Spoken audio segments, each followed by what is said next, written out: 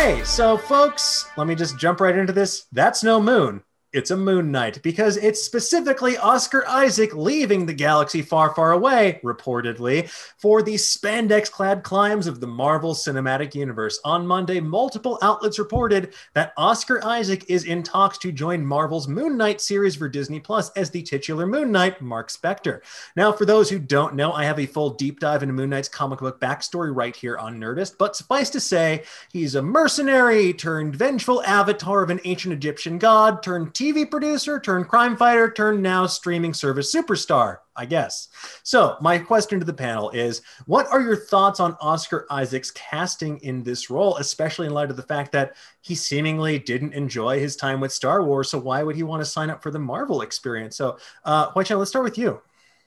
Well, this isn't the first time that Oscar Isaac has been in a Marvel or Marvel adjacent superhero movie. Last time he also played a comic book villain with equally Egyptian ties. Yep. And this time he won't get to be covered under prosthetics and just put his hand on a TV and say learning the entire time. So I'm assuming it's because he's a bit more of a fleshed out role than that. I love Oscar Isaac. I think he's one of our most talented working actors today.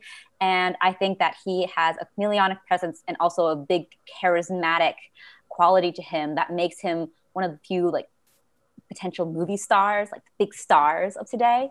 And I think that while he was so charming in the Star Wars saga, it didn't quite serve him as much as it could have.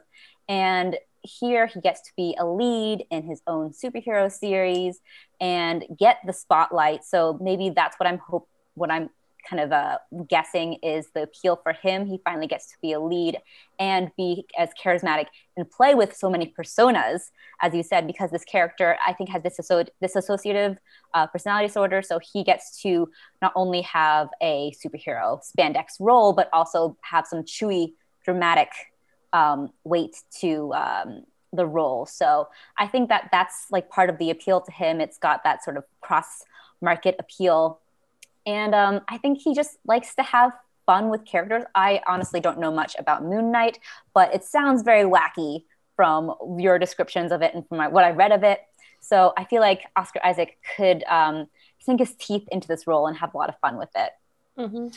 Yeah, I think you hit the nail on the head there. It's definitely a lot meatier than what he was given with Poe for the most part in Star Wars, because especially if this character is in the TV series, even if it's only 4 episodes or something, however long Loki's going to wind up being, you're going to get to do a lot with this in a way that you might not get to with another project. And it seems like that from outward appearances, at least, that Marvel has their house a little bit more in order than the Galaxy Far, Far Away did on the cinematic side.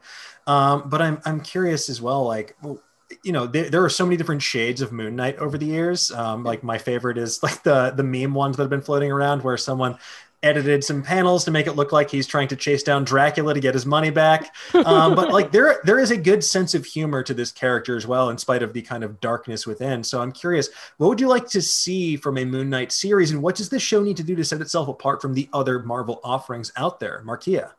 Yeah, I'm super excited about this. I mean, I remember back when during my Marvel movie news days where we would just speculate on what a Moon Knight series could be. And then to have Oscar Isaacs now, so as a possibility, just picturing Oscar Isaacs in a white clad tuxedo as a detective consulting with the NYPD. It's is that the Vapors or is that just more than likely Disney Plus is probably going to grab onto the Warren Ellis run, the 2014 run, which where it's Moon Knight, Moon Knight, and then Mr. Knight. The thing that I'm very interested in is the rogues gallery that they have to draw from. I mean, I particularly like Black Specter, which is basically picture a character that sees Moon Knight. Okay, just real quick, Black Specter is a war veteran who comes back. His father was a washed out mayor type of a deal. And he comes back and realizes that there's no real place for him in society, which is so real. It's one of those things that, Marvel Comics is really good at doing. And then he sees Moon Knight and he's like, I can freaking do that. You know, I got that down. And he does it, but he does it in the way that it's just like, oh, dude, don't do that. You know, and that's Black Specter. Yeah, kind of like the other side. I mean, he's not the big bad with Moon Knight. That's Bushman, who actually led to. Sorry, I'm going down a Moon Knight hole. Okay. Please. So, but going back for this particular series, I mean, one of the major influences, if y'all haven't seen it, the Raid Redemption, which I recommend. Watch it if you haven't. Best movie ever. So good. Yeah, but it's like having that aesthetic along with Oscar Isaacs being able to go up against whoever it is that they get for this rogue gallery, you know, to go with them. It's like you can have the humor, you can have the gritty crappiness that can happen with Moon Knight. Like it gets sad. It gets real hit because it deals with mental wellness. Along with being, you know, this person that needs to go out and do good in their own way. And then along with that, you have, you know, the Egyptian god tie for all of this. I mean, who wouldn't want to be Moon Knight? Who wouldn't? And plus with this, yes, they have Oscar Isaacs in talks with this. Sorry, I'm on a roll now. They have Oscar Isaacs in talks right now, but literally because you have this dissociative identity disorder that you can have with this character, you can utilize other actors being alter egos. We could have Ruth Negga. In there. That could happen.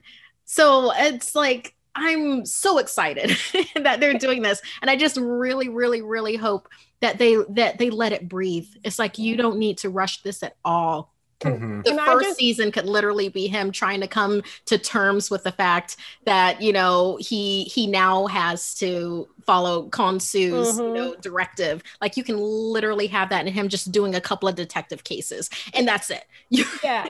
I just want to like say that Disney should actually hire Markia to do this show, because my biggest issue with this is like, I was working in a comic when shop newer stuff was coming out, and I've read a bunch of it.